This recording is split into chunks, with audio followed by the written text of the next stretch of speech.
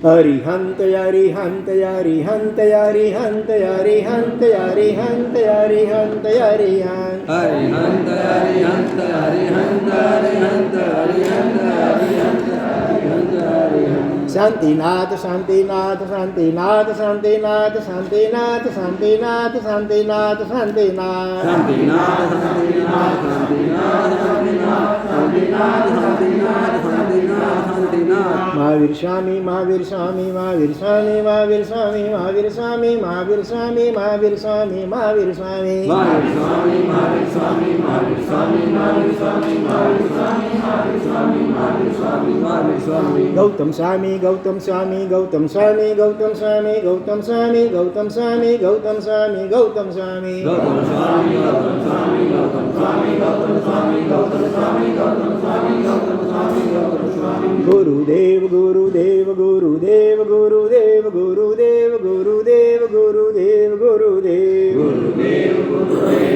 Gurudev Gurudev Gurudev Gurudev Gurudev Gurudev Atma Cho Atma Cho Atma Cho Atma Cho Atma Cho Atma Cho Atma Cho Atma Cho Atma Cho Atma Cho Atma Cho Atma Cho Atma Cho Atma Cho Atma Cho Om Aim Namaha Om Aim Namaha Om Aim Namaha Om Aim Namaha Om Aim Namaha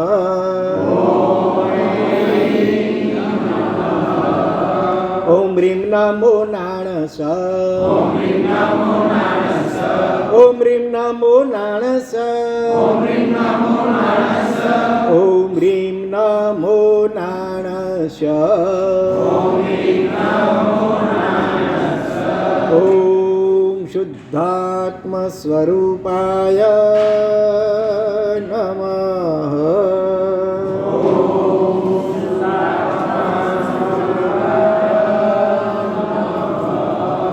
Om Rim Namo Arihantana Om Rim Namo Arihantana Om Rim Namo Siddhana Om Rim Namo Siddhana Om Rim Namo Ayaryana Om Rim Namo Ayaryana Om Rim Namo Uvajayana Om Rim Namo Uvajayana Om Rim Namo Loe Sabba Sahuna Om Rim Namo Loe Sabba Sahuna Om Rim Namo Dansanasa Om Rim Namo Dasanasa Om Rim Namo Nanasa Om Rim Namo Nanasa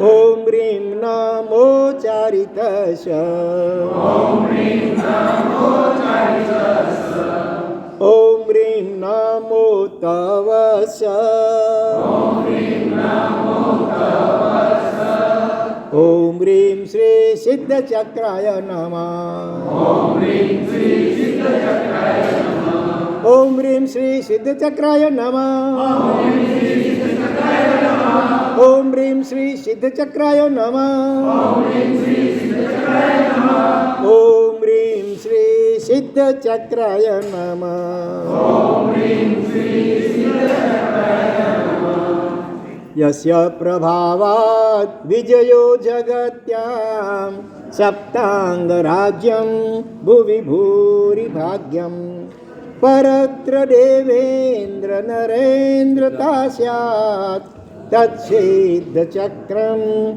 Vidadhatu Siddhim Tatsiddha Chakram Vidadhatu Siddhim Siddha Chakrana Gunagana Siddha Chakrana Kaheta Nave Para Vanchita Pure Dukha Hare Vandu Varam Varam Arihaing Navapayaing જાયિતા હિય Kamal મજ્જમ્મી Shri સિદ્ધ ચક્કમાહપમ ઉત્તમં કિંપિ ઝંપે. પરમ તારક એવા શ્રી અરિહંત આદિ નવ પદમય શ્રી સિદ્ધ ચક્ર ભગવંતની વિશિષ્ટ કોટીની આરાધના, ઉપાસના અને સાધના માટેના શાશ્વતી ઓળીના મહામંગલકારી દિવસો ચાલુ છે. આજે એનો ત્રીજો દિવસ. ગત 2 દિવસોમાં આપણે અરિહંત પદ અને સિદ્ધ પદની યથાશક્તિ કંઈક આરાધના કરી અને એ 2 પદો દ્વારા આપણે કયા તત્વની આરાધના કરી? સુદેવ. દેવની પણ સુદેવ. અહીંયા દેવ એટલે અહીંયા પરમાત્મા. દેવ એટલે દેવલોક સ્વર્ગના દેવની પણ ઈશ્વર પરમાત્મા તત્વની આરાધના કરી. અરિહંત એટલે સાકાર પરમાત્મા અને સિદ્ધ એટલે નિરાકાર. અરિહંત એટલે સશરીરી અને સિદ્ધ એટલે અશરીરી. એ રીતે આપણે સુદેવ તત્વની આરાધના 2 દિવસોમાં કરી. ચાલો એક પ્રશ્નના અનુસંધાનમાં પૂછી લઉં કે આપણે અરિહંત પદની આરાધના સફેદ વર્ણથી કરવાની શાસ્ત્રમાં કહ્યું છે, બરાબર ને? ધ્યાનથી સાંભળજો પ્રશ્ન, પછી જવાબ રિપીટ નહીં કરું પછી બીજી વાર. હા, આચાર્ય પદની આરાધના કયા વર્ણથી? પીળા વર્ણથી કરવાની કહી છે. ઉપાધ્યાય પદની આરાધના લીલા વર્ણથી કરવાની કહી છે. સાધુ પદની આરાધના શ્યામ વર્ણથી કરવાની કહી છે. તો હવે પ્રશ્ન એ છે કે બાકી રહેલા સિદ્ધ ભગવંતોના શરીરનો વર્ણ કેવો? આંગળી ઊંચી કરો, બોલતા નહીં. સિદ્ધ ભગવંતોના શરીરનો વર્ણ કેવો? બોલો ભાઈ. હા, લાલ. કેટલા કહે છે લાલ, કેટલા કહે છે રાતો, કે ખોટું હોય કહે છે રેડ. લાલ કેટલા કહે છે? આંગળી ઊંચી કરો, લાલ. જો થોડીક આંગળી ઊંચી છે આ બાજુ, થોડીક આંગળી આ બાજુ, બરાબર? હા, ધીરજભાઈ.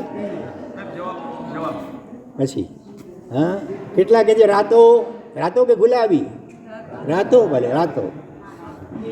હા, ગુલાબીવાળા છે કે ગુલાબી પિંક? નહીં. આ સિવાય કેટલાને હજી કોઈ નવો જવાબ આપવો છે? આંગળી ઊંચી કરો, બોલતા નહીં, આંગળી ઊંચી.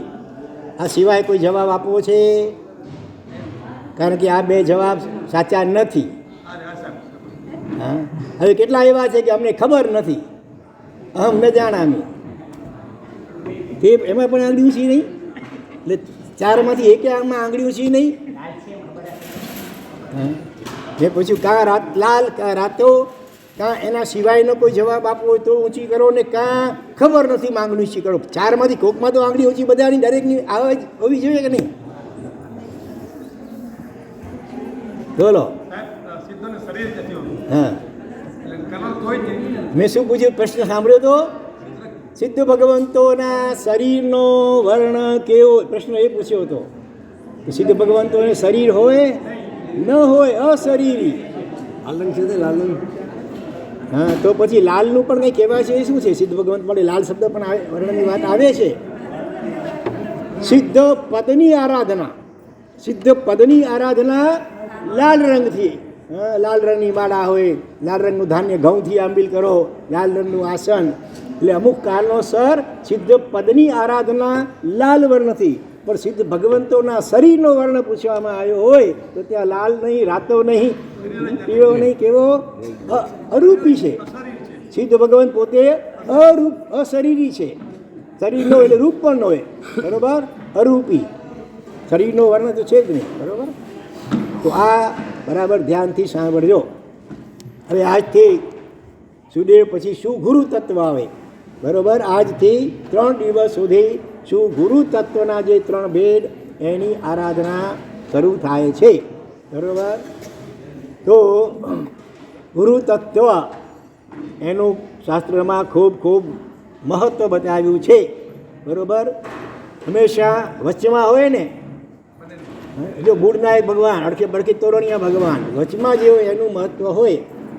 તો અહીંયા સુદેવ, સુગુરુ અને સુધર્મ, આ ત્રિપુટીમાં વચમાં કોને મૂકવામાં આવ્યા છે? સુગુરુ તત્વને. એટલે અહીં ડબલ જવાબદારી છે, બેવડી જવાબદારી છે કે જગતના જીવોને સુદેવ તત્વનું સ્વરૂપ, એમના ગુણો અને ઉપકારો એ સમજાવવું, અને સાથે સુધર્મ એ ધર્મનો મર્મ સમજાવવાની જવાબદારી પણ શું ગુરુ તત્વ ઉપર હોય છે. એ રીતે શાસ્ત્રમાં અપેક્ષા એ સુદેવ કરતાં પણ ગુરુને વધુ મહત્ત્વ આપવામાં આવ્યું છે. અન્યત્ર હિન્દુ શાસ્ત્રોમાં પણ શું કહ્યું? ગુરુ ગોવિંદ દોનો ખડે કિસકો લાગુ પાય. તમે જાણો છો, બલિયારી ગુરુદેવ કી ગોવિંદ દિયો બતાય. અથવા ગુરુર બ્રહ્મા ગુરુર વિષ્ણુ ગુરુર દેવો મહેશ્વર ગુરુ સાક્ષાત પરબ્રહ્મ તસ્મૈ શ્રી ગુરવે નમઃ. ગુરુને બ્રહ્માની ઉપમા, બ્રહ્માનું કાર્ય સર્જન કરવાનું હિન્દુઓમાં કહેવાય છે. એ પ્રમાણે તો શિષ્યમાં અનેક ગુણોનું સર્જન કરે ગુરુ તત્વ. પછી વિષ્ણુ પાલન કરે, રક્ષણ કરે. તો ગુરુ તત્વ જે છે તે શિષ્યને પ્રાપ્ત થયેલા, પ્રગટ થયેલા જે ગુણો એ રાગ દ્વેષ મોહથી પાછા ચોરાઈ લૂંટાઈ ન જાય એ માટે યોગ્ય હિત શિક્ષા વગેરે દ્વારા, વાચના, સારણા, વારણા, ચોરણા, પડી ચોરણા વગેરે દ્વારા એ ઉત્પન્ન થયેલા ગુણોનું રક્ષણ કરે, કરાવે અને શંકર સંહાર કરે. તો શિષ્યમાં જે દોષો હોય, અનાદિકાલીન ખામીઓ હોય, ત્રુટીઓ હોય, અને યોગ્ય રીતે માર્ગદર્શન, હિત શિક્ષા અને સારણા, વારણા, ચોરણા, પરિચોરણા કરવા દ્વારા એ દોષોનો નાશ કરે, દોષોનો સંહાર કરે. એટલે કહ્યું બ્રહ્મા વિષ્ણુને મહેશની ઉપમા આપી. અને સાક્ષાત પરબ્રહ્મ શુદ્ધ આત્મા ભગવાન એની પણ ઉપમા આપવામાં ગુરુ ભગવંત કહીએ છીએ ને આપણે. અને હકીકતમાં જે શિષ્ય ગુરુને સાક્ષાત ભગવાન રૂપે એવા અહોભાવથી જુએ અને એ રીતે વ્યવહાર કરે એનો જલ્દી નિસ્તાર થાય. એટલે ગુરુ તત્વ એટલે ભગવાન તત્વનો પ્રતિનિધિ, બરાબર? ભગવત તત્વના પ્રતિનિધિ હોય છે ગુરુ તત્વ. ભૂ અને રૂ. ભૂ એટલે અંધકાર, અજ્ઞાન રૂપી અંધકાર.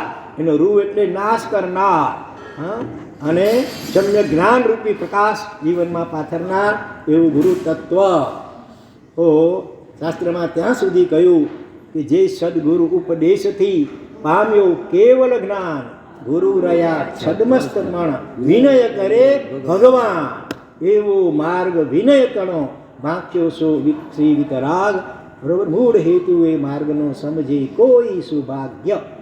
તો અહીંયા ક્યારેક એવું પણ બને કે ગુરુ હજી છદ્મસ્ત અવસ્થામાં રહેલા હોય, એમને કેવલ જ્ઞાન ન પણ પ્રગટ્યું હોય, અને ક્યારેક શિષ્ય અથવા શિષ્યા એમને પહેલાં કેવલ પ્રજ્ઞાન પ્રગટ થયું હોય, તો પણ જ્યાં સુધી ગુરુ કે ગુરુણીને ખબર ન પડે કેવલ જ્ઞાન થયાની, ત્યાં સુધી શિષ્ય કે શિષ્યા ભલે કેવલી થઈ ગયા હોય તોય એમનું કર્તવ્ય બતાવ્યું કે પોતાના છદ્મસ્ત પણ પરમ ઉપકારી એવા ગુરુ ભગવંતનો વિનય, વૈયાવચ વગેરે કરતા રહે.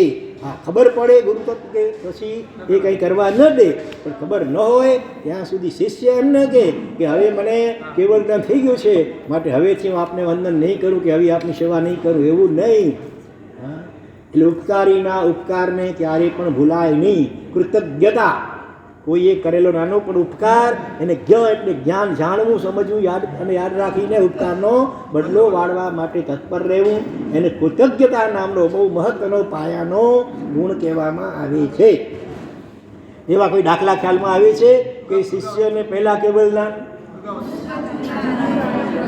મૃગાવતી ચંદ્રબાલા, એમાં શિષ્યા મૃગાવતીને પહેલાં કેવલ જ્ઞાન થઈ ગયું. એવી રીતે ચંદ્રરુદ્રાચાર્યના શિષ્યને પહેલાં કેવળ જ્ઞાન થયું, તો એ પણ કહ્યું નહીં ગુરુને કે હવે તમે નીચે ઉતરો, મને કેવળ જ્ઞાન થઈ ગયું છે, એમ કહ્યું નહીં. આ તો પાછળથી ગુરુને ખ્યાલ આવ્યો, ઠેકડો મારી નીચે ઉતર્યા અને એને ખમાવવા લાગ્યા. પોતાના શિષ્ય, કેવલી શિષ્યને એકદમ ખમાવતા ગુરુને પણ પાછળથી પ્રગટી ગયું કેવલ જ્ઞાન. એટલે શિષ્યની ગમે એટલી ઊંચી અવસ્થા, કેવળ જ્ઞાનીથી તો હવે ઊંચી કોઈ અવસ્થા નથી, છતાં પણ છદ્મસ્ત એવા ગુરુ કે ગુરુણી એમના ઉપકારોને યાદ કરે અને એમનો સંપૂર્ણ વિનય કરે. વર્તમાનમાં કલિયુગ છે, કેવળ જ્ઞાન તો શક્ય નથી, પણ ધારો કે ગુરુની છદ્મસ્ત છે અને એના કારણે કેટલીક ત્રુટીઓ કે દોષો હોઈ શકે, ન કોઈ પણ દોષ નહોતો તો કેવળ જ્ઞાન થઈ જાય, પણ એ શક્ય જ નથી. પણ શિષ્ય કે શિષ્યાનું કર્તવ્ય છે કે દોષ જરા દૃષ્ટિ ન કરતા ગુણો અને ઉપકારોને જ યાદ કરી અને ગુરુમાં ગૌતમ સ્વામીનું આરોપણ કરી, અને ગુરુણી હોય તો એમાં ચંદનબાલાજીનું આરોપણ કરી અને એમનો યથાયોગ્ય વિનય અને આજ્ઞા પાલન કરે તો એના પ્રભાવી એવું વિશિષ્ટ કોટીનું પુણ્યાનુબંધી પુણ્ય ઉપાર્જન થાય શિષ્ય કે શિષ્યાનું, કે જેથી નજીકના જ ભાવમાં એને સાક્ષાત જગતગુરુ પરમ ગુરુ એવા હરિહર પરમાત્મા કે ગૌતમ સ્વામી જેવા કે ચંદનબાલા જેવા ગુરુ કે ગુરુણીની પ્રાપ્તિ થઈ જાય. બરાબર. પણ જે ગુરુનો દોષ જુએ કે વિચારે અને મનમાં અભાવ ધારણ કરે તો એ ગુરુની આસાધના, એ પરમાત્માની આસાધના કરવા બરાબર છે, કારણ કે ગુરુ એ પરમાત્માના પ્રતિનિધિ છે. તો પહેલાંના કાળમાં તો મોટા મોટા રાજા મહારાજાઓ એ પણ પોતાના માથે સદગુરુને રાખતા હતા અને અવસરે અવસરે એમનું માર્ગદર્શન મેળવી કરી અને એ પ્રમાણે પ્રજાને પણ ધર્મ માર્ગે એ વાળતા હતા. બરાબર. કુમારપાળ મહારાજા એમને પોતાના માથે કોને સદગુરુ રાખ્યા હતા? કલિકાલ સર્વજ્ઞ હેમચંદ્રાચાર્ય ભગવંતને રાખ્યા હતા. વિક્રમ ને જેના નામનો સંવત્સર ચાલે છે, વિક્રમ સંવત, એ વિક્રમાદિત્ય રાજા, એમના ગુરુ કોણ ખબર છે? સિદ્ધસેન દિવાકર સૂર્ય આચાર્ય ભગવંત, કલ્યાણ મંદિર સ્તોત્ર ગિરનાર રચયિતા. પછી પહેલા આમ નામે રાજા થઈ ગયા. એમના ગુરુ કોણ હતા? બબ્બભટ્ટી સૂરી. આવા જૈન શાસનમાં પણ બીજા અનેક દાખલાઓ મળશે. હિન્દુઓમાં વિચાર કરીએ, છત્રપતિ શિવાજી, એમના ગુરુ કોણ હતા? સમર્થ સ્વામી રામદાસ. પછી રામચંદ્રજી, એમના પણ ગુરુ કોણ હતા? વશિષ્ઠ. એટલે રાજ સત્તાની ઉપર પણ ધર્મ સત્તા રહેતી હતી. આજે હવે ઉલટું થઈ ગયું છે કે ધર્મની અંદર પણ રાજકારણ ઘૂસવા લાગ્યું. આ કલિકાળનો વિચિત્ર પ્રભાવ છે. તો આવું મહત્વનું આ ગુરુ તત્વ, જેને શાસ્ત્રમાં અનેક ઉપમાઓ આપી છે. ગુરુને વૈદ્યરાજ, ભવરોગના આત્મભ્રાંતિ સમ રોગ નહીં, સદગુરુ વૈદ્ય સુજાન, ગુરુ આજ્ઞા સમ પથ્ય નહીં, ઔષધ વિચાર ધ્યાન. આત્મભ્રાંતિ મોટામાં મોટો રોગ કયો? આત્માની ભ્રમણા, એટલે કે શરીરમાં આત્માની ભ્રાંતિ. આ મુખ્ય મોટો રોગ મહામિથ્યાત્વ નામનો રોગ છે. અને એ દૂર કરવા માટે સદગુરુ વૈદ્ય સુજાણ, સદગુરુને વૈદ્યરાજ ધન્વંતરીની ઉપમા આપે. પછી આગળ કહ્યું પથ્ય શું ભાઈ? વૈદ્ય કે ડૉક્ટર દવા આપે, પછી ચરી પાડવાનું કે પથ્ય પાલન કરવાનું કે અથવા દવાને અમુક અનુપાન સાથે લેવાનું કહે. તો અહીંયા ગુરુની આજ્ઞા એ જ પથ્ય છે. ઈચ્છા પ્રમાણે સ્વચ્છંદે વર્તે તો ઠેકાણું પડે નહીં. ને મોટે ભાગે આપણે એ રીતે વર્ત્યા છીએ ભૂતકાળના ભવોમાં, માટે રખડી રહ્યા છીએ. બરાબર. સ્વચ્છંદ અને અહંકાર બે મોટામાં મોટા દોષો છે. અને સદગુરુને જીવ સમર્પિત થાય તો જ આ દોષો દૂર થઈ શકે. અન્યથા કદાચ ડબલ થાય. અન્ય ઉપાય કર્યા થકી પ્રાય બમણો થાય. અહંકાર કે સ્વચ્છંદ દોષ બીજા ઉપાયથી ન મટે. જીવ જ્યારે સદગુરુને સમર્પિત થાય સંપૂર્ણપણે મન વચન કયાથી, અનકન્ડિશનલ સરેન્ડરનેસ, બિનશરતી સંપૂર્ણ શરણાગતિ, તો બહુ લિમિટેડ ભાવમાં 2, 3, 4, 5 ભાવોમાં જીવનો નિસ્તાર થઈ શકે છે. બીજું કાંઈ શોધમાં બસ એક સદગુરુને શોધીને એની સર્વ ઈચ્છાઓ પ્રમાણે તું વર્ત્યો જા. પછી તને વધુમાં વધુ 15 ભવે મોક્ષ ન મળે તો મોક્ષ મારી પાસેથી લેજે. આમ ગેરંટીપૂર્વક એ મહાપુરુષે કહ્યું. આવું આ ગુરુ આજ્ઞાનું મહત્ત્વ છે. સદગુરુ એટલે તો જયવીરાય પ્રાર્થના સૂત્રમાં ગણધર ભગવંતોએ પણ આપણને શીખવાડ્યું. ભગવાન પછી શું માગવાનું? સુહ ગુરુ જોગો, સુહ ગુરુ સદગુરુ એનો યોગ મને પ્રાપ્ત થજો. અને એ યોગ લેપની પ્રાપ્તિ થયા પછી શું કરવાનું? તો વયણ સેવના, તદ વચન સેવના, ગુરુનું વચન, ગુરુની આજ્ઞા, એનું સેવન એટલે પાલન. ક્યાં સુધી? આ ભવમ, ત્યાં સુધી સંસાર મારું બાકી હોય. આ ભવમાં તો જિંદગીના છેડા સુધી. અને પછી પણ ભવો ભવ અખંડપણે મનગમતી આજ્ઞાનું પાલન કરે. અને જરાક અણગમતી આજ્ઞા હોય તો ઉપેક્ષા કરે. તો એ ગુરુની આજ્ઞા પાડી ન કહેવાય, તો પોતાના મનુભાઈની આજ્ઞા પાડી, મનનો ગુલામ થયો કહેવાય. બરાબર. એટલે અખંડ નિરપવાદ, એમાં કોઈ અપવાદ નહીં. ગુરુએ કહ્યું જા બેટા, ઓલો સાપ છે ને, એને દાંત ગણી આપ, તહતી નો વિકલ. વિચારીને સાઠે બુદ્ધિ નાઠી. આ શું ગુરુ કેવી આજ્ઞા કરે છે? મહારાજ ઉપર શું દેશ થઈ ગયો છે કે મને મારી નાખવા માગે છે? હવે કોઈ વિકલ્પ કર્યા વિના શિષ્ય જાય છે. દાંત ગણવા તો મોઢું જરા સરખું ખોલવું જોઈએ. જરા નમીને આમ કરવા ગયો ત્યાં તો પેલો ભૂ કરે છે. એટલે આમ ઝટકો લાગ્યો. પેલું કે બેટા બેઠ પાછો આવી જા.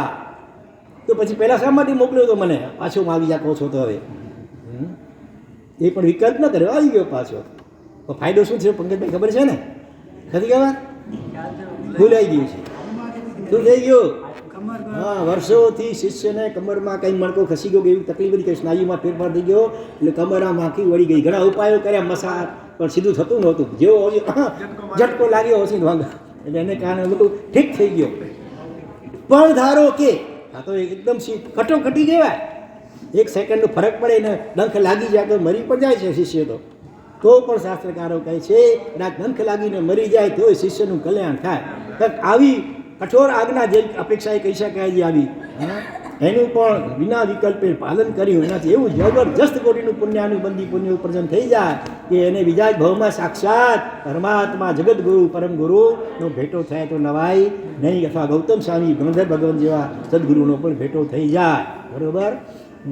અને એ તો સાક્ષાત ભગવાન ભલે મળે, પણ જીવ જો સમર્પિત ન થાય તો અનંત સંસારમાં ભટક્યા કરે. કોની જેમ? કોની જેમ? ગોશાળાની જેમ. બરોબર?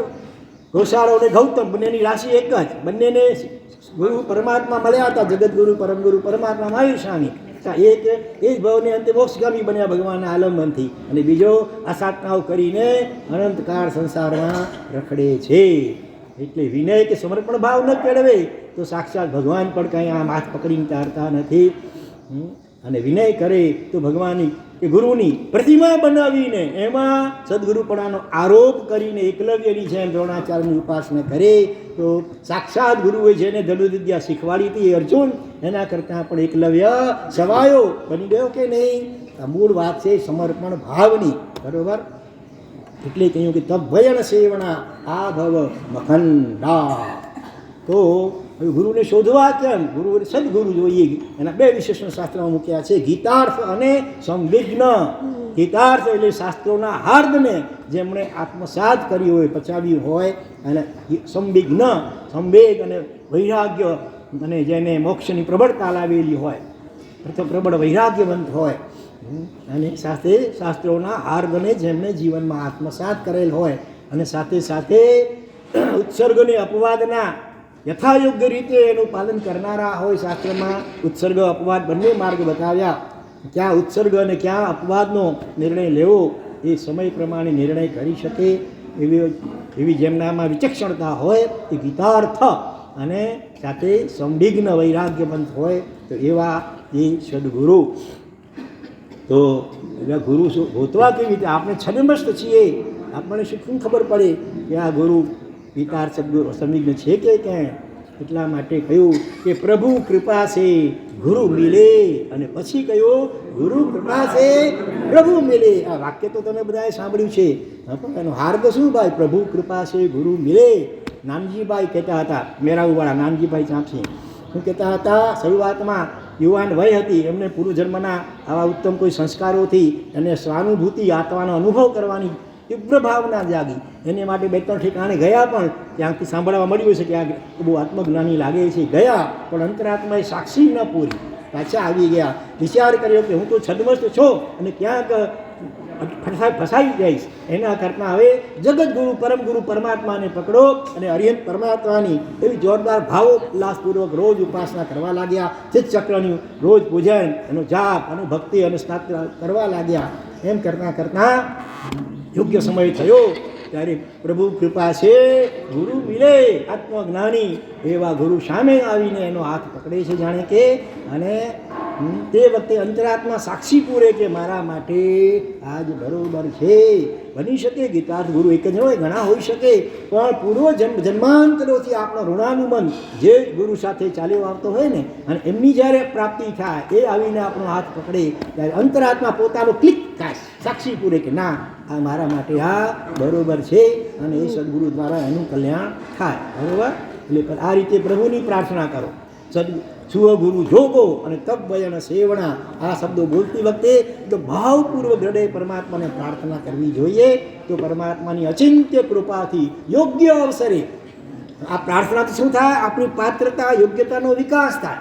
યોગ્યતાનો વિકાસ પૂરો ન થયો હોય અને સદગુરુ મળી પણ જાય, ભગવાન જેવા મળી જાય, ગૌતમ સ્વામી જેવા મળી જાય, તો આપણે કાં તો ઓળખી ન શકીએ અને એની આશાતા પણ કરી બેસીએ.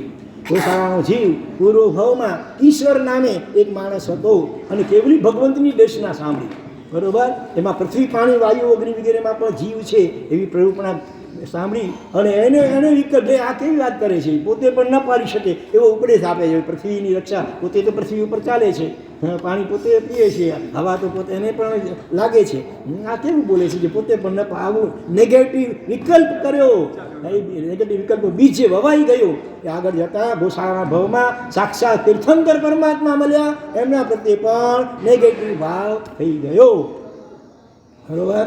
એટલે પરમાત્માની સાચા હૃદયથી રોજ પ્રાર્થના કરીએ તો ભગવાન પરથી જેમની સાથે ઋણાનુબંધ હોય તેવા સદગુરુ સામે આવીને આપણને મળે અને એ વખતે આપણો પોતાનો અંતરાત્મા પણ એમાં સાક્ષી પૂરે અને એ રીતે ગુરુ સુયોગ્ય ગુરુને સુયોગ્ય શિષ્યનો સંયોગ થાય તો સોનામાં સુગંધ ભળે અથવા કે મણિકાંચન યોગ, સોનાની વીંટી વગેરે હોય અને એમાં કિંમતી રત્ન જળાય અને કેવું શોભે, એવી રીતે સુયોગ્ય ગુરુ અને સુયોગ્ય શિષ્યની જોડી થાય તો જબરદસ્ત શાસનની પ્રભાવના થાય. કલિકાળ શરદનો હેમચંદ્રાચાર્ય ભગવંત જેવા સદગુરુ અને સાથે અનન્ય ભાવે સમર્પિત ભલે શિષ્ય ક્યારેક સાધુ વેશમાં પણ હોય કે ક્યારેક શ્રાવકના વેશમાં પણ હોઈ શકે. એ કુમારપાળ રાજા એ ભેગા થયા તો કેવી જબરદસ્ત કોડીની શાસનની પ્રભાવના 18 દેશોમાં અમારી પ્રવર્તન વગેરે થયું, બરોબર. ચરણિક મહારાજા અને પરમાત્મા મહાવીર જેવા ગુરુ અથવા ગૌતમ સ્વામી અને મહાવીર સ્વામીની જોડી જેવી એવી રીતે સુયોગ્ય થાય તો ખરેખર શાસનનો જય જયકાર થાય. એટલે આ રીતે ગુરુ તત્વનું શાસ્ત્રમાં ખૂબ ખૂબ મહત્ત્વ આપ્યું છે. દરેકના જીવનમાં હું પોતાના માથે એક સદગુરુ અવશ્યમેવ હોવા જ જોઈએ. આજે તમારા દરેકના ફેમિલી કોણ હોય છે? તમારા ફેમિલી ડૉક્ટર હોય કે ન હોય? બધું હોય, સીએ વકીલ બધા સ્પેશિયલ તમારા હોય ને. વેપારમાં આટી ઘૂંટીમાં કંઈ આવે કાયદા કાનૂનમાં શું ફસાવો તો તરત તમે સીએ પાસે દોડો, વકીલ પાસે જાઓ, એમ તમારા દરેકને સ્પેશિયલ હોય. હા, તો એવી રીતે દરેકના જીવનમાં ફેમિલી સદગુરુ પણ હોવા જોઈએ, જેની આગળ પોતાના જીવનની તમામ કિતાબ ખુલ્લી કિતાબ હોય. પોતાના જીવનમાં જે દોષો પાપો વગેરે થયા હોય એનું પણ બિલકુલ કંઈ પણ છુપાવ્યા વિના જે નિવેદન કરી શકે, પશ્ચાતાપૂર્વક આલોચના લઈ અને શુદ્ધ થઈ શકે તેવા સદગુરુ પોતાનામાંથી અવશ્યમેવ રાખવા જોઈએ. અને જ્યારે જ્યારે જીવનમાં કંઈ પણ પ્રોબ્લેમ આવે ત્યારે એમનું માર્ગદર્શન લઈ કરી અને જીવનમાં આગળ વધવું જોઈએ. તો ગુરુને આ રીતે કુશળ વૈદ્યની ઉપમા આપી, કુંભારની પણ ઉપમા આપી. ગઈકાલે પણ વાત આવી હતી ને બપોરના વ્યાખ્યાનમાં. કુંભાર શું કંઈ ઘડું બનાવતો હોય, એક બાજુ અંદર હાથ નાખીને ટેકો આપે, ઉપરથી ટીપે ટપલી મારે, એટલે ગુરુ પણ ડબલ કામ કરે. ભીમ અને કાંત બંને ગુણ હોય, જરૂર પડે તો લાલ આંખ પણ કરે, ઠપકો પણ આપે અને બીજી બાજુ પછી એને વાત્સલ્ય પણ આપે, પ્રેમ પણ આપે. એ રીતે એ શિષ્યનું ઘડતર કરે. એટલે એ રીતે યોગ કુશળ એવા કુંભારની પણ ઉપમા આપી, ધન્વંતરી વૈદ્યની ઉપમા પણ આપી, શિલ્પીની પણ ઉપમા આપી. કુશળ શિલ્પીઓએ કેવો અણઘડ પથ્થર પડ્યો હોય એમાંથી કેવી પ્રતિમા બનાવી જગત પૂજ્ય ભગવાનને પ્રગટ કરી. એવી રીતે શિષ્ય એટલે અણઘડ પથ્થર જેવો કહી શકાય. અને યથાયોગ્ય રીતે સારણા બારણા ફળીચોળાના ટાંકણા લગાવીને જગત પૂજ્ય એને પોતાના જેવો આચાર્ય વગેરે બનાવી દે. તો આવી રીતે અનેક ઉપમાઓ આપી છે. દીવા દાંડીની ઉપમા આપી છે, સ્ટીમર માટે દીવા દાંડી. તો ક્યાંય પણ જીવ સંસાર સાગરમાં એના ખડકો સાથે અથડાઈને એની જીવન નૌકા ભાંગી ન જાય એ માટે દીવા દાંડીની પણ ગરજ સારે છે. તો આવું મહત્ત્વનું આ બહુ તત્વ છે. શ્લોકમાં કહ્યું, ધ્યાન મૂલમ ગુરોર મૂર્તિ, પૂજા મૂલમ ગુરો પદૌ, મંત્ર મૂલમ ગુરોર વાક્યમ, મોક્ષ મૂલમ ગુરો કૃપા. ધ્યાન મૂલમ ગુરો મૂર્તિ, ધ્યાન કરવું છે સદગુરુની મૂર્તિ, એની પ્રતિમા, એમનો ફોટો, એમની આકૃતિ પ્રત્યક્ષ હોય તો તે પ્રમાણે, ન હોય તો બંધ આંખે પણ બસ એમની દેહ યષ્ટિ પવિત્ર એનું ધ્યાન કરી શકાય. સહેલાઈથી ચિત્ત ચોટે. જ્યાં આપણે ખબર પણ ભાવ હોય ને, ઉપકાર આપણા પર ખૂબ ઉપકારો થયા હોય ત્યાં સહજ રીતે આપણું મન ઢળેલું હોય, જેમ કે આ મન જલ્દી ચોટે. એટલે એ રીતે એ ગુરુની મૂર્તિનું ધ્યાનનું મૂળ કહ્યું ગુરુની મૂર્તિ, ગુરુનું શરીર.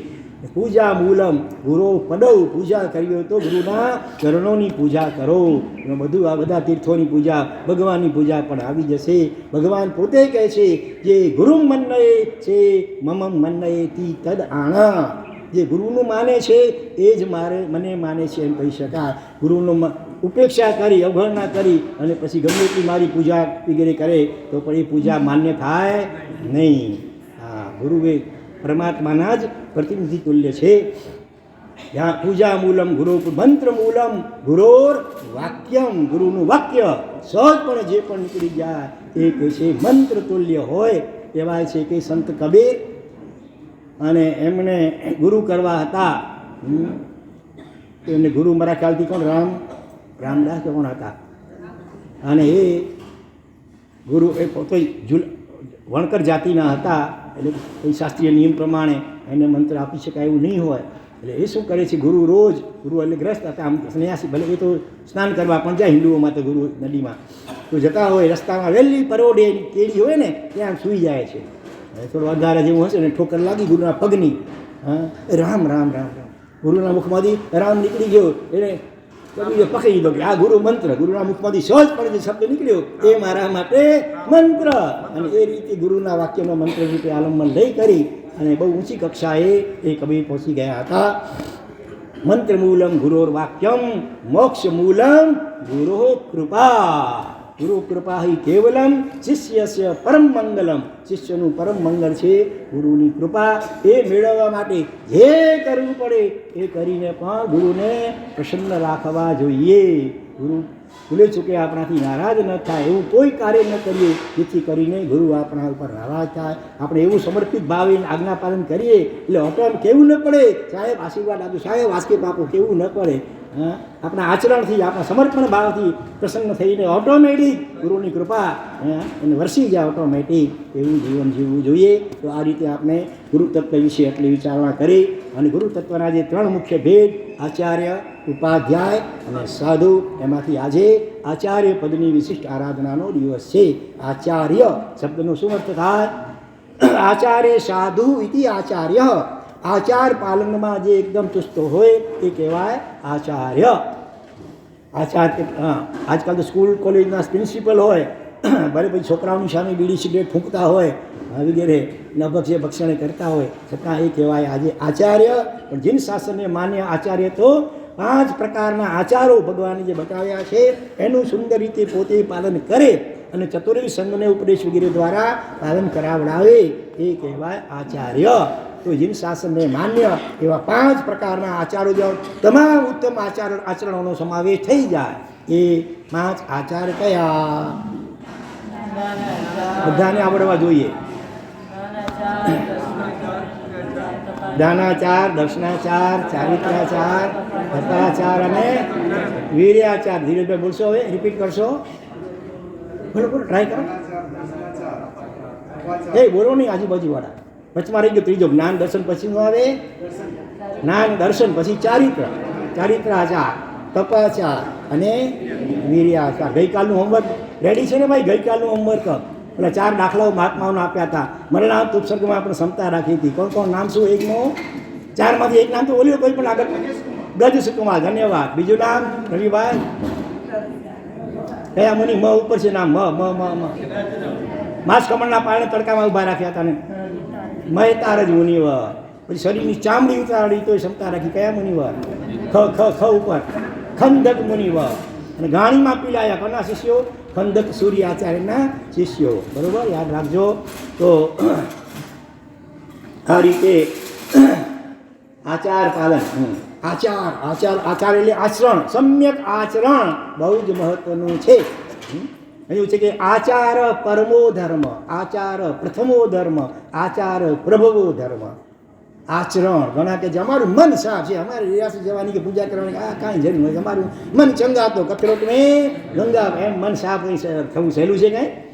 એને માટે પહેલાં ધર્મની શરૂઆત પહેલાં કાયાથી થાય, પછી વાણીને મનમાં તો ધીરે ધીરે પછી પ્રવેશે. નાના બાળકને પહેલાં બોલ બેટા જય જય વગેરે શીખવાડીએ, પછી એનું મહત્વ તો પાછળથી ધીરે ધીરે સમજાય. એટલે આચાર પ્રથમો ધર્મ, પ્રથમ પહેલો ધર્મની શરૂઆત પ્રાથમિકતા આચારથી થાય, સમ્યક આચરણથી થાય. આચાર પ્રભવો ધર્મ, પ્રભવેલું ઉત્પત્તિ સ્થાન, ધર્મનું ઉત્પત્તિ સ્થાન પણ સારું આચરણ છે. અને આચાર પરમો ધર્મ એમ કહી દીધું. તીર્થંકર ભગવાન જેવા પણ અમુક વ્યવહારોની મર્યાદાઓનું પાલન કરે. બોલો, ભગવાન મહાવીર સ્વામીએ પણ કહ્યું પહેલાંને સિંહ અણગારને કે જાઓ રેતી સાવિકાને ત્યાં મારા માટે બનાવેલું છે એ નહીં લેતા ગુજરવા પાક, પણ ઘોડા માટે બનાવેલું છે કે એ લાવજો. તીર્થંકર જેવા તીર્થંકર પણ આ મર્યાદાનું પાલન કરે. કદાચ ન કરો તો કંઈ કેવું ચાલુ જવાનું નહોતું, પણ પાછળ ખોટી પરંપરા ન ચાલે એટલા માટે તેઓ પણ આ રીતે આચાર વ્યવહાર મર્યાદાનું પાલન કરે. મલ્લીનાથ ભગવાન વિતરાગ હતા, સંપૂર્ણપણે કેવળ જ્ઞાન. દીક્ષા લીધીને એક દિવસે કેવળ જ્ઞાન થઈ ગયું. એના ગણધરો બધા પુરુષ હતા, પણ સૂર્યાસ્ત થાય એટલે પછીના સમયમાં એની આજુબાજુમાં ગણધરો પુરુષ, ગણધર પણ ચરમ શરીરી હોય, એ જ ભાવને તે મોક્ષમાં અવશ્ય જનારા હોય. છતાં એટલે કેટલી એની પર ઉચ્ચ રસા હોય અને સામે પણ ભગવાન છે સંપૂર્ણ વિતરાગ, સંપૂર્ણ નિર્વિકાર. છતાં પણ લોક વ્યવહારની દ્રષ્ટિએ પણ રાત્રના સમયે સાધ્વીજી ભગવતો આભ્યંતર પરસડામાં નજીકમાં તે મલ્લીનાથ ભગવાનની, અને ગણધરો પણ પાછળ હોય, દૂર હોય થોડા. બરાબર, આવી રીતે તીર્થંકરો પણ મર્યાદા વ્યવહારની આચારની પાડે છે. બનારસી દાસ યાદ આવે, સમયસાર ગ્રંથને હિન્દીમાં નાટક સ્વરૂપે રચના કરનાર. સમયસાર એટલે દિગંબરોનો નિશ્ચય એનો ખાસ મુખ્ય ગ્રંથ કહેવાય. છતાં એમાં પણ વ્યવહાર અમુક અવસરે ઠેકાણે મૂકેલું છે. અને એ હિન્દીમાં એની રચના કરતાં બનારસી દાસે જે વાત કહી, આપણા સાહેબજી ઘણી વાર વ્યાખ્યાનમાં એ શ્લોક બોલતા હતા કે તબલો વ્યવહાર ભલો જબલો શિવ પ્રાપતિ નહીં. બરાબર ને સાહેબજી? બરાબર જો હશે છે. શું કહે છે? તબલો વ્યવહાર ભલો, ત્યાં સુધી વ્યવહાર ભલો એટલે સારો છે, ત્યાં સુધી જબલો શિવ પ્રાપ્તિ નહીં. શિવ એટલે મોક્ષની પ્રાપ્તિ, કેવળ જ્ઞાનની પ્રાપ્તિ ન કહ્યું. કેવળ જ્ઞાન પછી પણ શરીર છે ત્યાં સુધી વ્યવહાર કાઢવો પડે. મોક્ષની પ્રાપ્તિ ન થાય ત્યાં સુધી વ્યવહાર આચાર મર્યાદાનું પાલન કરવું જોઈએ. એમ બનારસી દાસે પણ સમયસાર નાટકમાં કહ્યું છે. બરોબર, જો આપણું મનમાં કંઈ ગડબડ હશે ને, ખામી હશે, ત્રુટી હશે, દોષ હશે, તો એ એકલા આપણને પોતાને નુકસાન કરશે. પણ આચરણમાં ગડબડ હશે તો આપણું જોઈને બીજા અનેક લોકો પણ નબળું આચરણ કરતા થશે અને પોતાના બચાવ માટે આપણો દાખલો આપશે કે ફલાણા આપણે આમ કરે તો અમારે કશું જ વાંધો છે એમ કરીને. એટલે અનેકને નુકસાન કરનારું થાય. એટલા માટે આચરણ આચાર એ બંને એટલું વ્યવસ્થિત રાખવું જોઈએ. બરાબર, આ રીતે આચરણ છતાં બનવા યોગ છે. બધી બાબતોમાં આપણે 100% આચાર નથી પાડી શકતા, તો ત્યાં એક નિખાલસપણે એકરાર કરવો જોઈએ, બચાવ કરવો જોઈએ નહીં. ધારો કે તમે રાત્રિ ભોજન કરવા બેઠા છો રાતના 9 વાગે, અને ઓચિંતો કોઈક તમારું પરિચિત વ્યક્તિ સગવાળા કોઈ પણ આવ્યો અને એ બહુ ચુસ્ત છે આચાર પાલનમાં, અને એ આવીને કહે કે ફલાણા ભાઈ તમારા જેવા અને આ રાત્રે જમો છો, તો તે વખતે સંડે દ્રષ્ટિ સાચો શ્રાવક હોય એ કબૂલ કરે, ભાઈ તમારી વાત બિલકુલ સાચી છે, આથી ભોજન ન કરવું જોઈએ, ભગવાનની આજ્ઞા છે. હું પણ જાણું છું, પણ આ મારી નબળાઈ છે, મારી કચાશ છે, એ નથી છોડી શકતો. હું ભાવના ભાવું છું કે ત્યારે આમાંથી મુક્ત થાવ. મને એવા આશીર્વાદ આપો કે હું પણ જલ્દી આમાંથી મુક્ત થાઉં અને શુદ્ધ ચોવિયાર કરતો થાઉં. તો કદાચ ચોવિયાર ન પાડી શકતા હો, રાત્રિ ભોજન કરવું પડતું હોય અને છૂટકે પણ એનો ખટકો હોય અને એકરાર હોય અને બીજા જે પાડતા હોય એની અનુમોદના હોય, તો રાત્રિ ભોજન કરવા છતાં તમારું વ્યવહાર સંકેત જતો નથી. પણ જો તમે બચાવ કરવા પ્રયત્ન કરો, ત્યારે આજકાલ રાત્રિ ભોજન શ્રાવકોમાં પણ કોણ નથી કરતા. અને આજકાલ તો હવે આવી લાઇટો આવી ગઈ.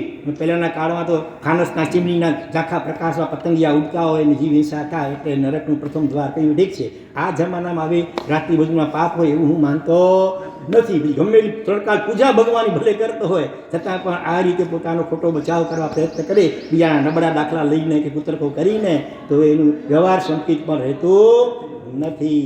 એટલે 100% આચાર તો અમે પણ પાડી શકતા નથી. જો આ ઉપયોગ કરવો પડે છે એ પણ વ્યવહાર મર્યાદાથી ઉપર છે, પણ છતાં ખુલ્લેથી તો થાય છે. અત્યારે તમે જાણો છો આવા છેલ્લે સુધી કદાચ ન પહોંચે ઉંમર વગેરેના કારણે, પણ એના માટે એમ નહીં કે બધાએ વાપરવું જોઈએ કે અથવા વાંધો નથી એમ તો કહેવાય. ભલે બીજા કોઈ વાપરતા એના પણ નબળા દાખલા અપાય નહીં. આ મારી એટલી ત્રુટી છે, અમારી એટલી કચાશ છે, એ રીતે એકરાર તો આપણા જીવનમાં હોવો જ જોઈએ. અને જે સારી રીતે આચાર પાડતા હોય એની ભરપેટ અનુમોદના આપણા અંતરમાં હોવી જ જોઈએ. તો આ રીતે આચારનું મહત્ત્વ છે. અને એવા 5 પ્રકારના આચાર પાલન સારામાં સારી રીતે દેશકાળ પ્રમાણે પોતે કરતા પાડતા હોય અને ચતુર્વિધ સંઘને ઉપદેશીને પ્રેરણા વગેરે દ્વારા પંચાચારનું પાલન કરાવવાના શર્ત હોય એ કહેવાય આચાર્ય. અને એવા 5 આચાર જ્ઞાન, દર્શન, ચારિત્ર અને વીર્ય. દરેકના અલગ અલગ પ્રકારો. જ્ઞાનાચારના 8 ભાઈ, દર્શનાચારના 8, ચારિત્રના 8, તપાચારના 12 અને એ બધાનો સરવાળો કરીએ તો કેટલા થાય? 8 24 36. વીર્યાચારના 36 ભેદ. હા, આ રીતે છે. બધાનો વિસ્તાર કરીએ એટલો આજે સમય પણ નથી. આજે બીજો કાર્યક્રમ પણ છે. દીક્ષાર્થી બહેનો પણ આવેલા છે. યશવી બહેનો, નમ્રતાબેન, એમનું પણ બહુમાન કરવાનું છે. બીજું પણ કંઈ કરતા હતા. સંઘનું કાર્ય છે એટલે થોડુંક આપણને વહેલું પૂરું કરવું પડશે. તો દર્શનાચાર જીન પરમાત્માના વચનો પ્રત્યે એવી અવિહળ શ્રદ્ધા હોય, ભગવાનના શાસન પ્રત્યે આચાર્ય ભગવંતો હૃદયમાં અત્યંત અહોભાવ હોય. 1444 ગ્રંથ પડતા હરિભદ્રશ્રી મહારાજ પણ કહે છે કે જો આ જીન આગમો અમને ન મળ્યા હોત તો અમારા જેવા અનાથ જીવોની આ કલિકાલમાં શી વલે થાત, શી દશા થાત. આટલો અહોભાવ જીન આગમો પ્રત્યે, ભગવાનની વાણી પ્રત્યે આવા તર્ક સમ્રાટ હરિભદ્રશ્રી મહારાજ, જે એક વખત જૈન ધર્મના કટ્ટર દ્વેષી પણ હતા, પુરોહિત તરીકે હતા, ત્યારે પાછળથી જ્યારે દીક્ષિત થયા અને આગમો વાંચ્યા એટલે ઓવારી ગયા. ખરેખર દર્શનની શ્રદ્ધા જીન વચન પ્રત્યે, જીન વાણી પ્રત્યે, ભગવાનના આગમો પ્રત્યે, ભગવાનના શાસન પ્રત્યે અવિહળ અતૂટ કોટીની એમની શ્રદ્ધા હોય. કલિકાળ સમય હેમચંદ્રાચાર્ય ભગવંત હોય એ પછી સિદ્ધસેન દિવાકર સુરી જેવા તર્ક સમ્રાટ, બુદ્ધિના પ્રથા એવા, તથા બીજી બાજુ ભગવાનની વાણી કદાચ ક્યાં સૂક્ષ્મ હોવાથી ન પણ સમજાય, પણ ભગવાનની વાણી એટલે તમેવ સત્યમ નિઃશંકમ જમ જીણેહિમ વૈવેયમ, આવી અતૂટ શ્રદ્ધા હોય. આપણા સાહેબજીને પણ ખૂબ ખૂબ જીન શાસન પ્રત્યે અહોભાવ હતો. થોડી વારે ઘણી વાર જય જી શાસન, કંઈ પણ વિશિષ્ટ એવું બને એટલે સહજ ઉદ્ગાર નીકળી જાય, જય જીન શાસન. આવા ઉદ્ગારો અમે અનેક વાર સાંભળ્યા છે.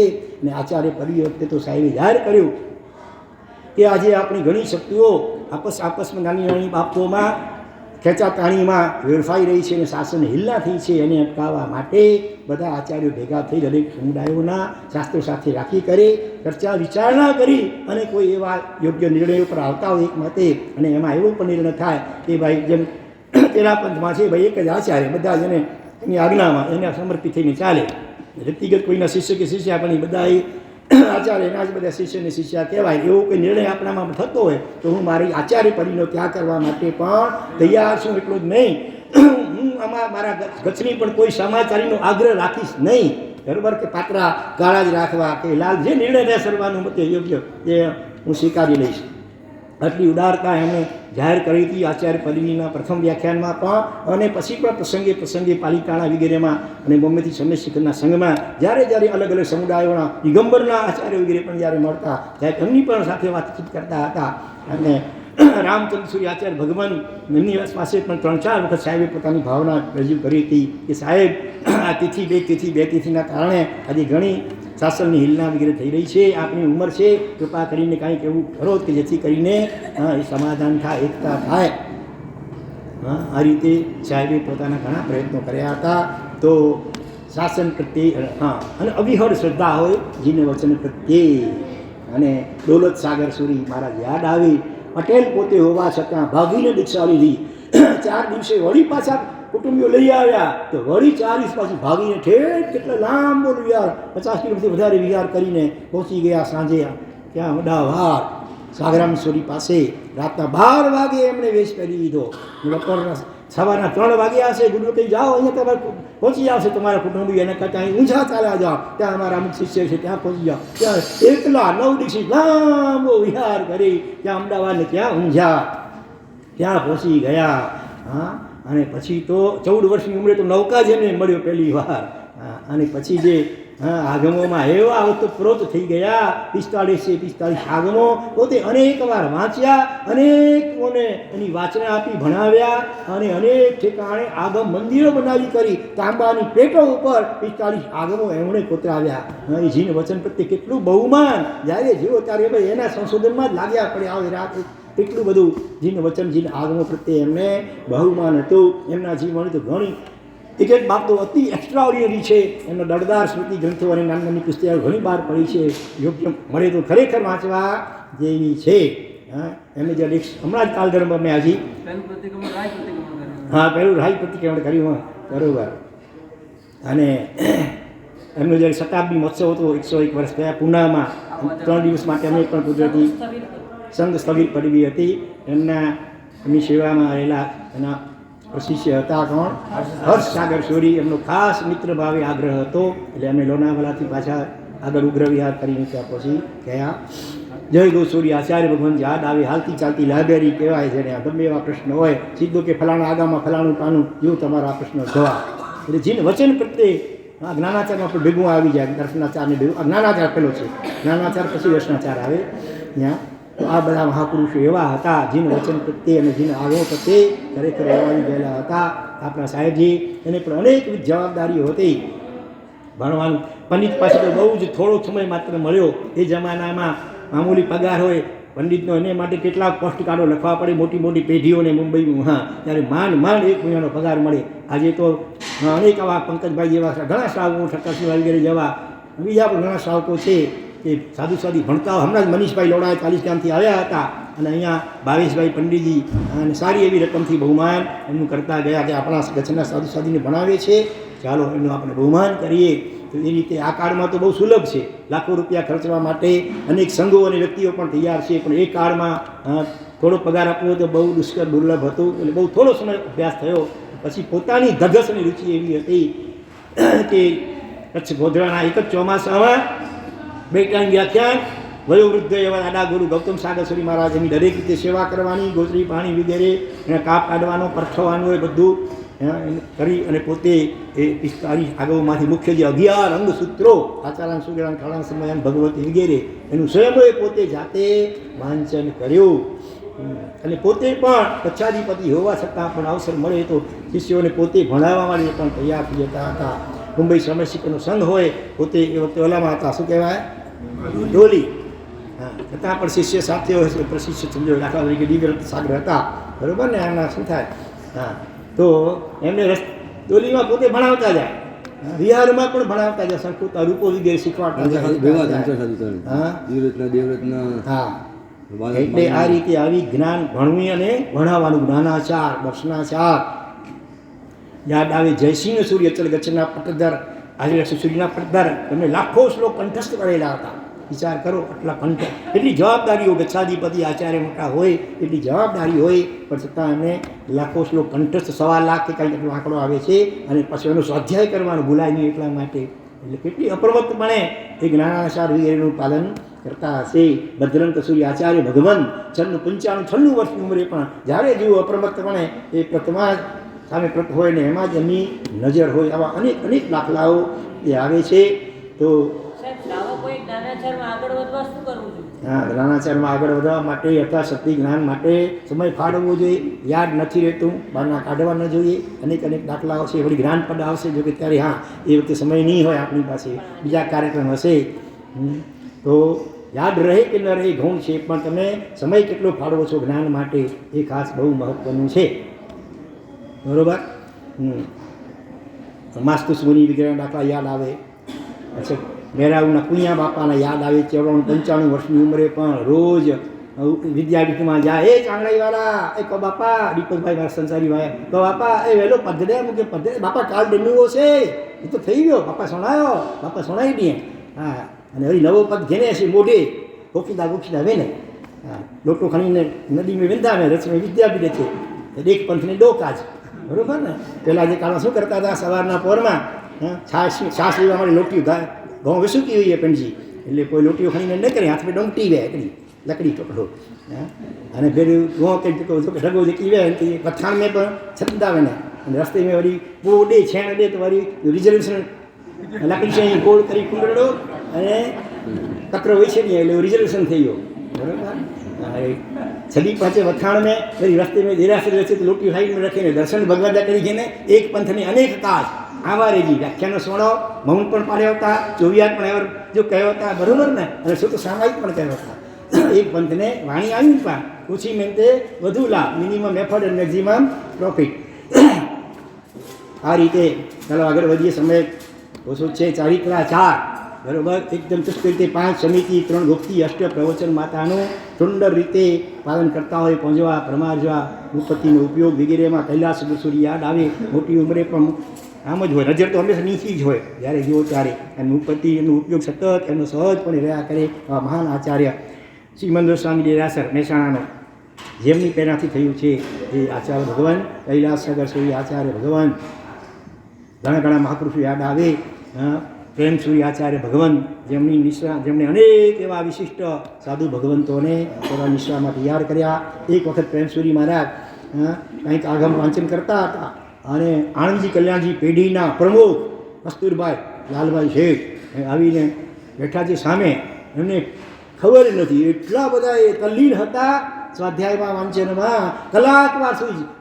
કસ્તુરભાઈ પણ બીજા શિષ્યોને પોતાને સાધુ ઇશારો કર્યો, અત્યારે કોઈ કેતન ખલેલ પાડતા નહીં, બરાબર, તે પણ કલાકવાર બેઠા રહ્યા. એ વિશિષ્ટ જરૂરી કાર્ય છે વડું શાસનનું, એટલા માટે આવ્યા હશે. અને છતાં પણ કલાકવાર કસ્તુરભાઈ જેવા પણ બેઠા રહ્યા, પણ સાહેબને ખલેલ પહોંચાડી નહીં. અને સાહેબની પણ કેટલી તન્મયતા હશે શાસ્ત્ર સ્વાધ્યાયમાં, કે આવા મોટા શ્રાવક આવ્યા છે, કલાકાર બેઠા છે, પણ એમની ધ્યેય આમ ઊંચું કરીને નજર કરીને પણ જોયો નથી. આવા એક એકથી ચડાવ્યા અનેક હજી તો ઢગલાબંધ દૃષ્ટાંતોની હારમાળા લાવ્યો છું, પણ ઘડિયાળનો કાંટો કહે છે હવે 5 મિનિટમાં પૂરું કરો. હા, હનુમાન સૂરી યાદ આવે. હા, મોટી ઉંમરે પણ ડોલીનો ઉપયોગ પણ નહીં, કલાકના માંડ 1-2 કિલોમીટર ચલાય, 10 વાગે વિહાર કરે, 10 વાગે બધું પૂજન જાપ આ તે પતાવી 10 વાગે લગભગ વિહાર કરે. 4-5 કિલોમીટર માંડ ચાલી શકે, તે પણ કલાકના 2 કિલોમીટર માંડ ચાલે. ધીરે ધીરે વચમાં વળી કંઈ નાનકડું ફોલ્ડિંગ ટૂલ શીશે લીધી હોય, વળી જરૂર પડે તો વચમાં જરાક વિસામો લે, વળી ધીરે ધીરે પાપા પગલી કરીને ચાલે. પણ આવી રીતે મોટી ઉંમરે પણ ચુસ્તપણે એમણે માસિક શ્રમણ કર્યું.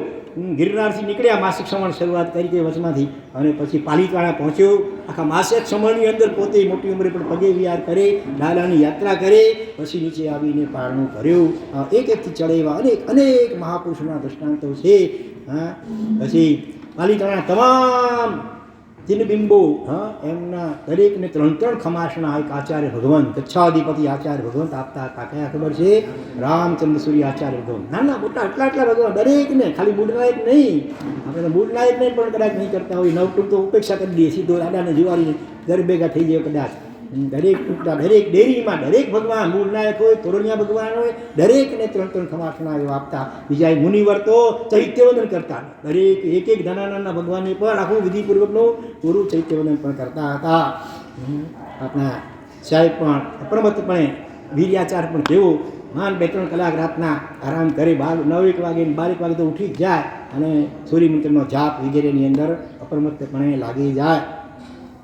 વર્તમાન આપણા ગચ્છાધિપતિ પણ કેટલા અપ્રમત્તપણે ઉગ્ર વિહાર શાસન માટે, ગચ્છ માટે, બધા પ્રતિષ્ઠા દીક્ષા અને અનેક કાર્યો માટે ત્યાં કચ્છ ને ક્યાં મુંબઈના ઉનાળાના દિવસોમાં વિહાર કરીને આવું કંઈ સહેલું નથી. દેવળી અરે વ્હીલચેરમાં પણ બેસું, ખાડા ટેકરા રસ્તામાં ઘણા આવતા હોય, ઘણા રસ્તા રફ એટલા બધા હોય, તમને તમારે કારમાં જતા હોય તો તમને અનુભવ થાય, જમ્પમાં આવે. મને વિચાર થતો ઘણા કે રસ્તો બહુ ખરાબ, કારથી આવ્યા હોય તો એ કે રસ્તો બહુ ખરાબ હોય મારા. મને એમ થાય કે કારમાં તો બધું ડનલપનું ઘાટલું હોય, તો મોટા જાડા ટાયર હોય, એમાં શું હોય આ ગુણગાન ઢાળવાના, રસ્તો ખરાબ.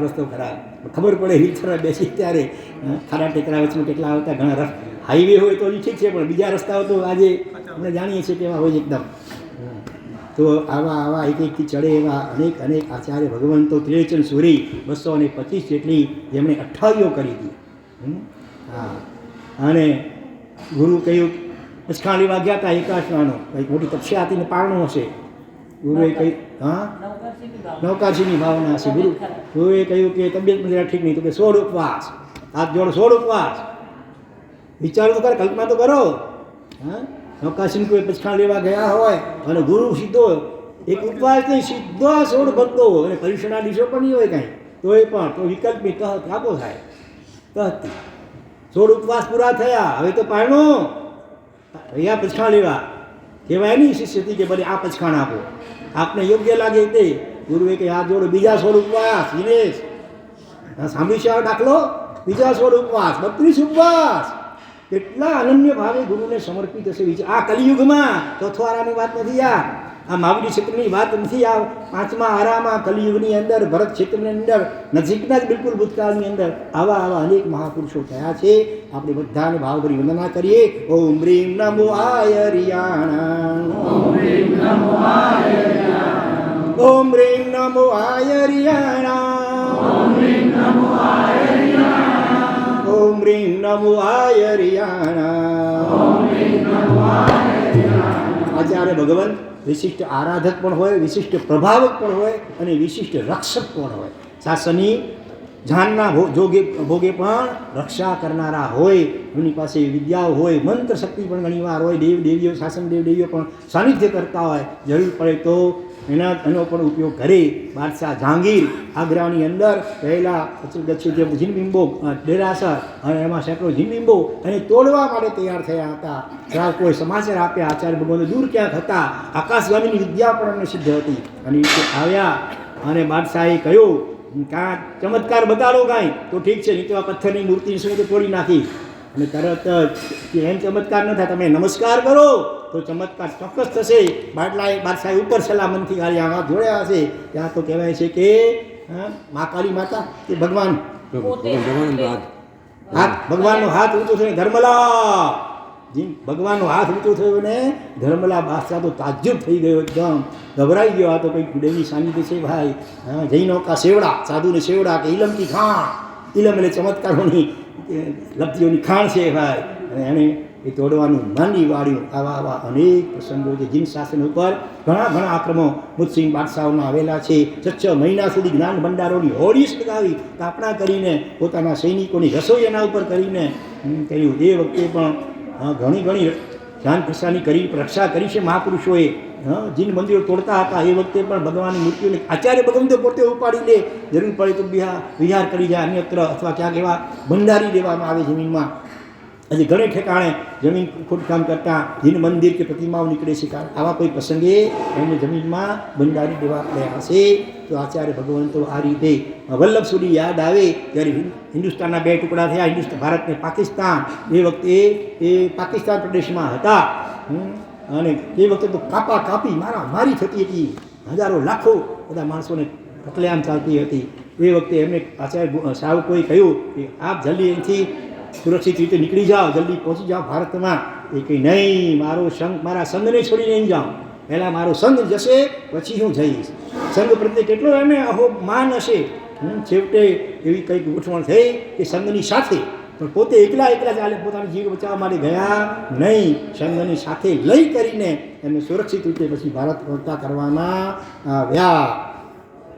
અમદાવાદ ભદ્રકાળી માતાના મંદિરમાં નવરાત્રિમાં બોકડાનું બલિદાન વર્ષોથી અપાતું હતું. એ વખતે પણ આચાર્ય ભગવાન વિજય રામચંદ્ર સૂરી મહારાજે જબરદસ્ત એનો વિરોધ કર્યો અને યથાયોગ્ય એવા ઉપદેશો આપ્યા, વ્યાખ્યાનો આપ્યા. સામે લોકો હતા એના હૃદયનું પરિવર્તન કરાવ્યો અને કાયમને માટે એ બલિ પ્રથા પણ બંધ કરાવી.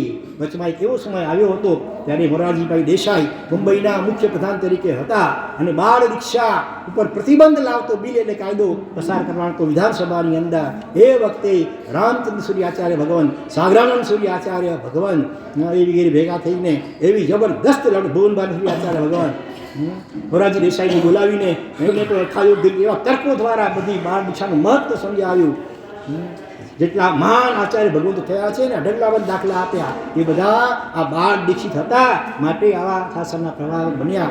તો શું તમારે હિન્દુસ્તાનમાં આવા પ્રભાવક આત્માઓને દબાવી દેવા છે? એવા તર્કો આપ્યા. પછી એમણે પણ એવી રજૂઆત કરી. મોરારજી દેસાઈ બિલ આખો ઉડી ગયો. તો આ રીતે શાસન સામે જ્યારે જેવા પ્રકારના આક્રમણો ઝંઝાવાતો આવે એની સામે તન મન અને પોતાની શક્તિ, વિદ્યા, જ્ઞાન, મંત્ર એના બળે આચાર્ય ભગવંતો શાસનની રક્ષા કરે, પ્રભાવના પણ કરે.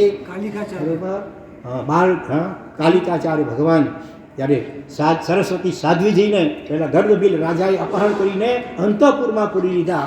ઘણું સમજાવવા છતાં રાજા એકનો બે થતો નથી.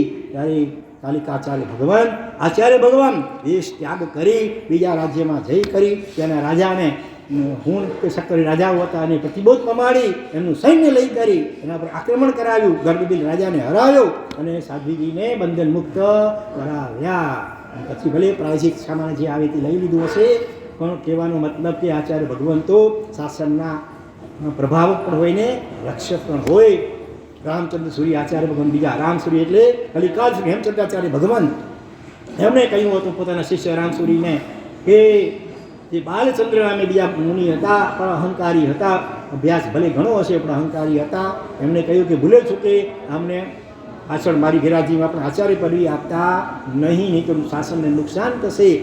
પણ હેમચંદ્રાચાર્ય ભગવંતની વિદાય પછી પેલો જૈન ધર્મનો કટ્ટર દ્વેષી એવો કોણ અજયપાલ રાજગાડી આવ્યો અને પેલા બાલચંદ્ર મુનિ એની સાથે સાંઠગાંઠ કરી લીધી અને રાજાએ રાજસત્તા વાપરી કરી અને પેલાને આચાર્ય પદવી આપવા માટે દબાણ કર્યું પેલા રામસૂરી ઉપર. પણ એમણે કહ્યું કે ભાઈ ગુરુની આજ્ઞા છે એનું ઉલ્લંઘન હું નહીં કરી શકું. તો પછી ધગધગતા તેલના કડાયામાં તમારી જાતને હમાઈ જવા માટે તૈયાર થઈ જાઓ. અને તૈયાર થઈ ગયા આચાર્ય ભગવાન. 4 શરણા સ્વીકાર લીધા અને અરિહંતે શરણમ કવચાન કરતા ગરમા ગરમ તેલમાં ભજીઓ તળાય ને એમ આચાર્ય ભગવંતે પોતાની કાયાને ધગધગતા તેલમાં હોમી લીધે. પણ ગુરુની આજ્ઞાનું ઉલ્લંઘન કર્યો નહીં. આવા એકથી છળેવા અનેક ગણધર ભગવંતોનો સમાવેશ પણ આ નમો આયર્યાને પદમાં થાય. પછી સુત કેવલી ભદ્રબા સુધર્માસન જંબુ સ્વામી પ્રભવ સ્વામી સ્વયંભુ સૂરી વગેરે બધા સુત કેવલી આચાર્ય ભગવંતો એનું યુગપ્રધાન આચાર્ય ભગવંતો દેવતાઓ પર જેનું સાનિધ્ય કરતા હોય એ બધા પણ નમો આયર્યાણે બોલવાથી એ બધાને નમસ્કાર થઈ ગયા. આર્યરક્ષી સૂરી હોય, વજ્ર સ્વામી હોય, જયસિંહ સૂરી હોય, જયશેખર સૂરી હોય, સિદ્ધ સારસ સરસ્વતી દેવીએ પ્રગટ થઈને જેને વરદાન આપેલું જયશેખર સૂરી વગેરેને. તો આ વાતો એક એકથી ચડે એ વાત અનેક અનેક આચાર્ય ભગવંતો આપણા ઉપર એનો કેટલો ઉપકાર. આ શાસન ભગવાને સ્થાપ્યું હોય એના 2500 વર્ષ પછી 2600 વર્ષ પછી પણ આજે આપણને શાસન મળ્યું છે. એના મુખ્ય ઉપકાર હોય તો આચાર્ય પરંપરાનો છે. બરાબર. આજે કોઈ પણ સંસ્થા થપાય છે થોડા વર્ષોમાં તો ખખડ થઈ જાય અને બંધ કરી દેવી પડે. પણ હજારો વર્ષ પછી પણ આ શાસન હજી પણ ચાલતું રહેવાનું છે. જે 21,000 વર્ષ ટોટલ. તો એ બધા આચાર્ય ભગવંતોને આભારી છે. છેલ્લે ડુપ્રસવ સૂરી નામના યુગ પ્રધાન આચાર્ય થશે. 2004 યુગ પ્રધાન આચાર્ય થશે. જે આ 5મા આરામાં એ છેલ્લા યુગ પ્રધાન આપણા ડુપ્રસવ સૂરી. તો એ તમામ અને મહાવિડીમાં તો કેવા આચાર્ય ભગવંત હશે, કેવા ગણધર ભગવંતો હશે. એ તમામ ગણધરાની આચાર્ય ભગવંતો એમને આપણે વંદના કરીએ. બરાબર. એટલા બધા મહાપુરુષો યાદ આવે કોને યાદ કરવા કોને. સમય ઓવર થઈ ગયો છે. મારી ભાવના લગભગ 9:30 પોણા વર્ષથી પછી પૂરું કરવાનું જેથી પાછળનો સમય સાંધી શકાય. વર્તમાનમાં પણ પોતાના જીવનમાં 53-54 વર્ષી તપ 54 ભલે અધૂરું રહ્યું પણ એટલા વર્ષી તપો આવી ઉગ્ર વિહારો, ઉગ્ર ગરમી હોય, દાસની જવાબદારી હોય એની વચ્ચે રહીને પણ કોણે કર્યા પૂરા? ઘોડોદય સાગર શ્રી આચાર્ય ભગવંત તપ ચક્રવર્તી જેની શાસન શિરોમણી એમને પણ આપણે ગોરી વંદના અને અનુમોદના કરીએ. એમના અને આપણા સૌના તારણા ગુરુદેવ એમણે પણ 50-48 વર્ષના એકાશના ઉપર વળી પાછા 8 વર્ષ છેલ્લા લગાતાર વર્ષી તપો કર્યા અને આપણને સૌને આવો તપ ધર્મનો સુંદર આદર્શ આપ્યો છે. વિજય વલ્લભ સૂરી સંભળાયો આપણે આચાર્ય ભગવન થઈ ગયા કયા વસંત સૂરી આચાર્ય ભગમ એમના પણ લગભગ એટલા 54 આસપાસ વર્ષી તપો થયેલા. એમાં 10 વર્ષ થઈ ગયા અને 10 વર્ષી તપો તો લગભગ છઠ્ઠના પારે 10 વર્ષી તપો વસંત સૂરીજીએ પણ કર્યા હતા બધા. તો આવા કેટલી જવાબદારીઓ વચ્ચે રાજતિલક સૂરી યાદ આવે. 289 આંબીની ઓળીઓ રાજતિલક સૂરી આચાર્ય ભગવંતે કરી હતી. તો આવા તમામ પાંચે ભરત, 5 ઐરવત ને 5 માગડી ક્ષેત્રના ભૂતકાળ, ભવિષ્યકાળ અને વર્તમાન કાળના બધા જ સમુદાયોના આચાર્ય ભગવંતો એમને આપણે ભાવભરી વંદના કરીએ. ઓમ રીમ નમો આયરિયાણા, ઓમ રીમ નમો આયરિયાણા. ધ્યાન સારું. ઓમ રીમ નમો આયરિયાણા, ઓમ રીમ નમો આયરિયાણા, ઓમ રીમ નમો આયરિયાણા, ઓમ રીમ નમો આયરિયાણા.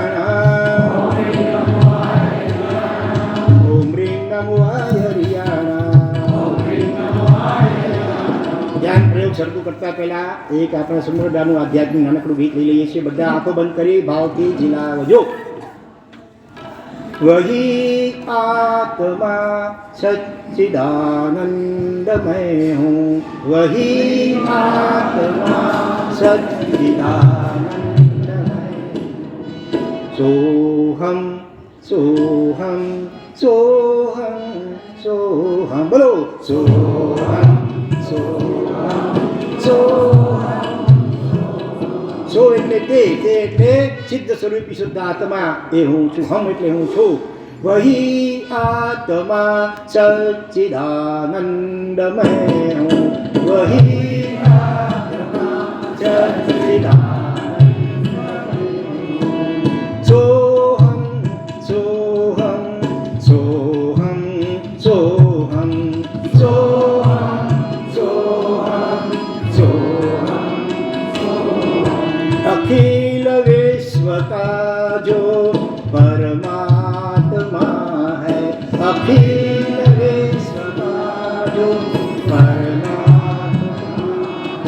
सभी प्राणियों में वही आत्मा है, सभी प्राणियों में वही आत्मा है, वही आत्मा सच्चिदानंदमय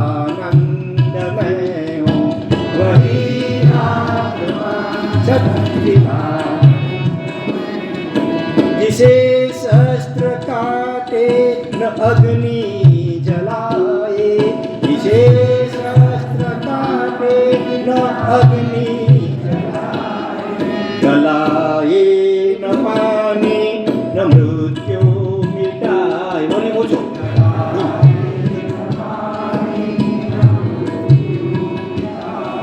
गलाए न पानी न मृत्यु मिटाए,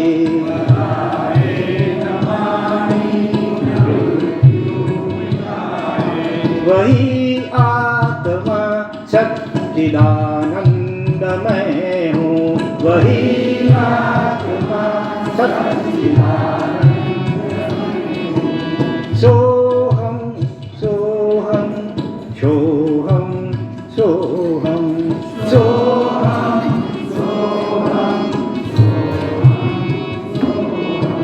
अजर और अमर जिसको आगम ने गाया, अजर और अमर जिसको आगम ने गाया, यही ज्ञान गौतम को प्रभु ने सुनाया, यही ज्ञान गौतम को प्रभु ने सुनाया, वही आत्मा सच्चिदानंदमय हो, वही आत्मा सच्चिदानंदमय हो।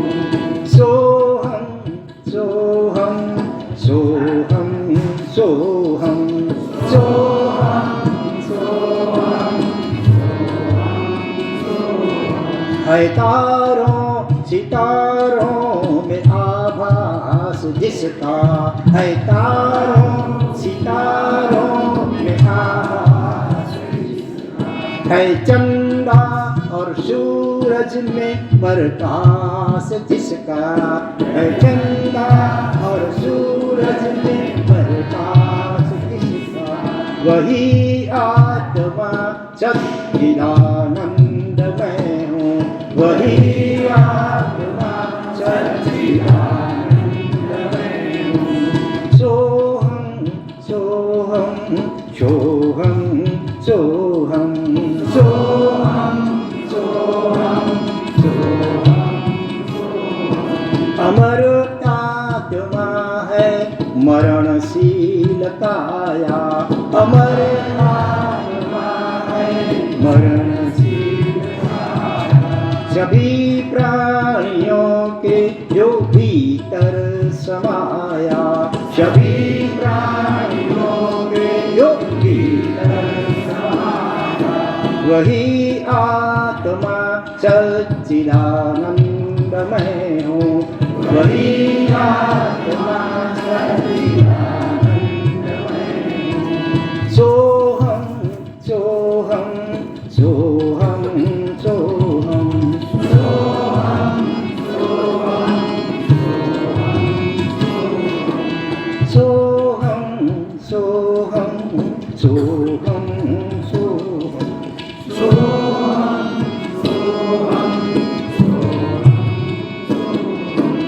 આવા સતચિત અને આનંદ ઘન સ્વરૂપી જે શુદ્ધ આત્મા એનો જેમણે અનુભવ કર્યો હોય એટલું જ નહીં, પણ મોટા ભાગે એમાં રમણતા કરતા રહેતા હોય, શાસનની અનેક જવાબદારીઓ પણ નિર્લેપ ભાવે સહજપણે અદા કરતા હોય, હા, એ જેમનો 80-85% ઉપયોગ યશોવિજયશ્વરી મહારાજ આજે કહે છે એ પ્રમાણે એ અંતરમાં જ રહેતો હોય, સદાય સંઘના શ્રાવકો આવ્યા હોય, અગ્રણી કાર્ય માટે વાતચીત કરવી પડતી હોય, 15% ઉપયોગ માત્ર એ વાતચીત વગેરેમાં આપે, બાકીનો 85% ઉપયોગ તો નિરંતર પોતાના અંતરાત્મામાં રહેતો હોય. આવા અપ્રમત્ત આત્મારામી આચાર્ય ભગવંતો એ આચાર્ય પદનું ચાલો આપણે ધ્યાન કરી, આંખો બંધ, કમર સીધે, ઝૂલતા ઝૂલતા, ડોલતા ડોલતા, આનંદ વિભોર બનીને મુસ્કાન સાથે, પ્રસન્નતા સાથે આપણે ભાષ્ય જાપ કરીશું. પહેલાં